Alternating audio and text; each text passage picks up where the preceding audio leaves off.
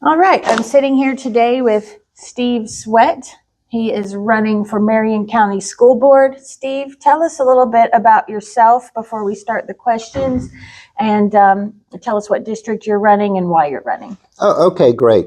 Well, first of all, my name is Steve Swett, S-W-E-T-T. I'm running for School Board District 3. One reason I'm running for school board, I want to pay back for the great opportunity that the nation's given me. And that's about it. It's just been great to have the opportunity and how I've been blessed to be born in America and take advantage of all the things God has given us as a nation and as an individual. So I have a series of questions. As you know, my goal in this interview is to discuss topics that are dear to the hearts of the Christians in Marion County.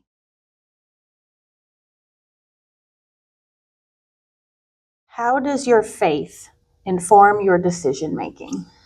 Oh, I think for anyone that's a person of faith, it is the very basis of your, what the Greeks call your ethos, your identity. It has to be your foundational guide stone. How else can it be otherwise? So your foundational worldview based on Christianity, and I'm a strong believer, okay? We're a Western civilization, culture, and nation. Western civilization is based on Athens, Jerusalem, Europe, and then America. So Western civilization is based on Christianity.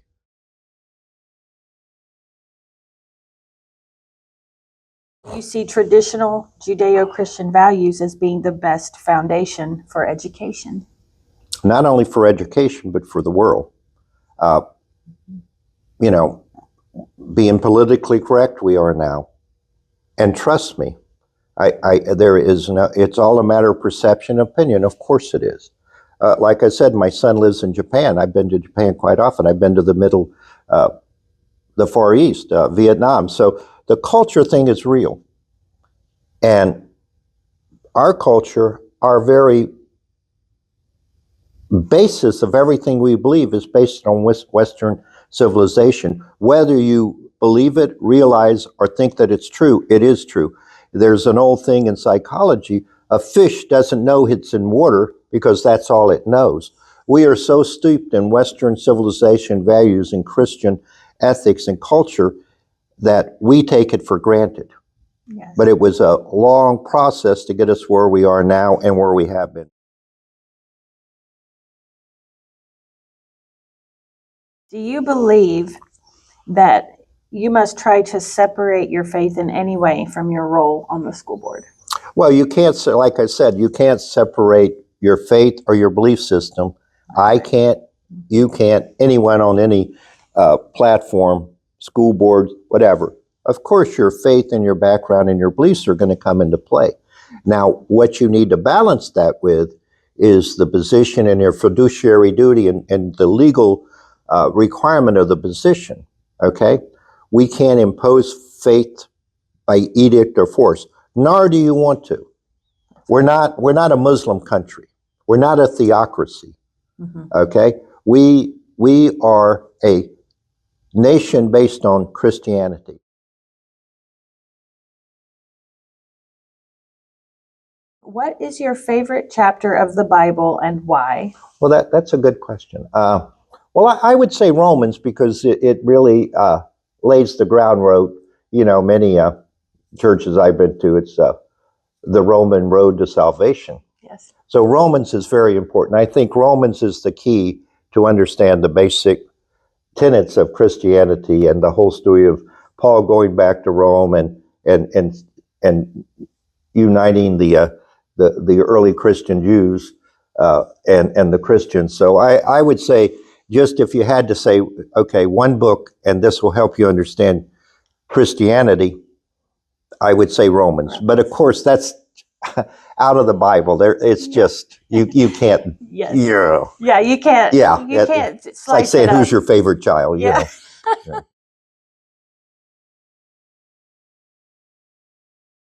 What is your stance on abortion? Oh, personally, and without a doubt, personally, I don't think you can be a Christian and support abortion. I don't. Okay? Yes. Now, then you get into this area of, and I like the recent ruling by the Supreme Court. Roe versus Wade was bad constitutional law that was just absolutely the judges at that time, for political reasons, making a political decision based on public pressure. So I like President Trump's view on it, leaving it up to the states, which it historically was, and then at the end of the day, it's up to an individual. But as a community, as a society, as a nation, and more important, as individual and individual churches, we should do everything we can to teach people the value of life and what you're doing when you have an abortion.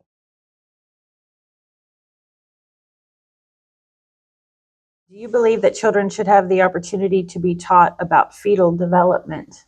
Well, I saw you at the school board, and I saw, so I know that's the first I had heard of that, the film, and Bridget Smith mentioned it to me, so I'm really not that aware of it, except from what I know now.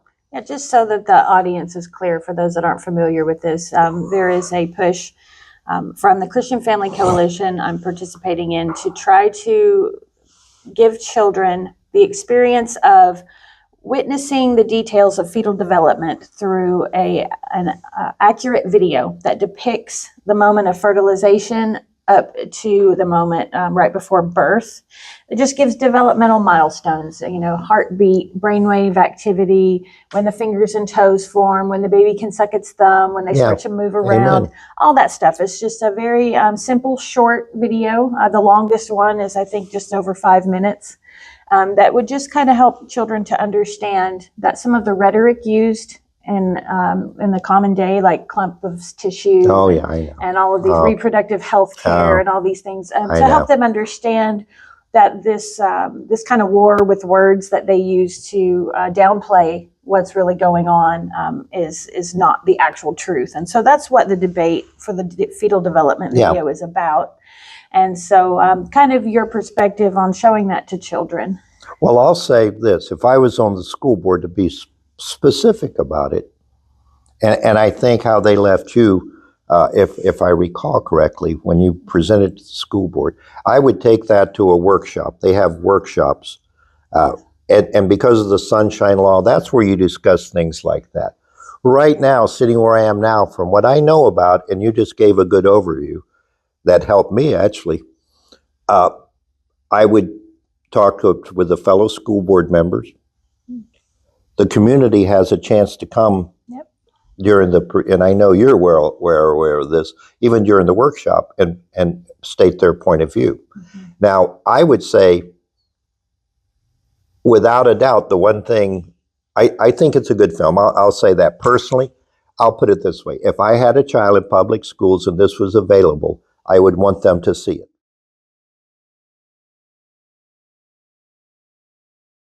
Do you believe that we should post the 10 Commandments in school?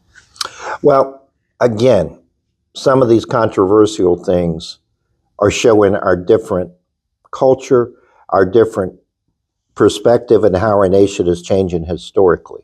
Back when I was a young man going to high school, and certainly where my kids went to school, this was no controversy. Now, this is where you get into discernment. What is the point of it? I would say this. As a parent, as a guardian, and as a society, the children should know the 10 Commandments, because that is what our law is built on.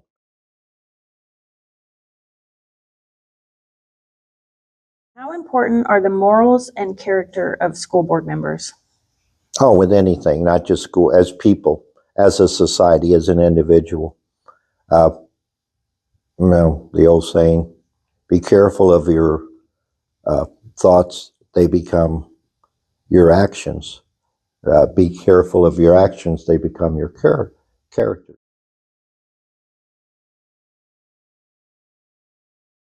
Do you believe that intelligent design should be taught in schools alongside the typical evolutionary narrative that our children are taught?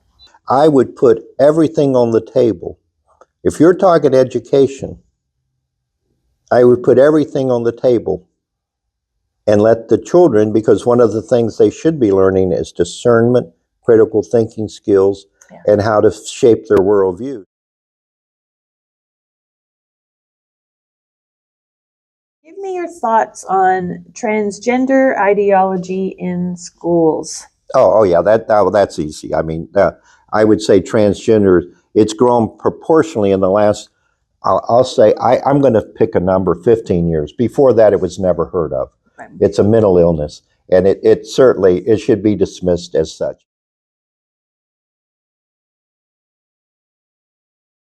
To what degree do you believe it is appropriate for schools to keep information about students hidden from their parents? Never, unless, and I say unless, it is sort of a child abuse allegation that's got substantial legs, but anything else, never.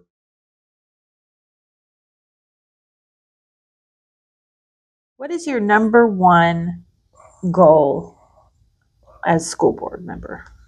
Well, I guess to make it better. It is, and they've made some, small progress, I'll be honest with you. You do the best you can, and it needs improvement, but it's not going to happen in 4 years. You can't take years of bad decision making, bad management, and correct it in a week or a year. You've got to change. You've got to start the road to change and then understand what needs to be changed.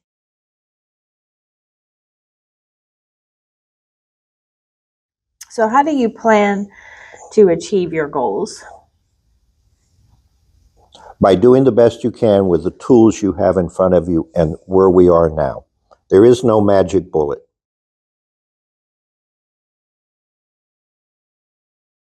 What is your position on the use of technology in the classroom? It's here, we have to deal with it. But one of the things we must not do, and we're doing it, is conflate being able to find answers with wisdom or knowledge. And Excellent. in the Bible, of all the things that Solomon could choose, what did he choose? Wisdom. There you go. And the whole Jewish religion is based on one thing. Not one thing, but one of their fundamental points. To get close to God, you've got to have wisdom and knowledge of his word, the Torah. So I am a big proponent of books, hands-on, talking.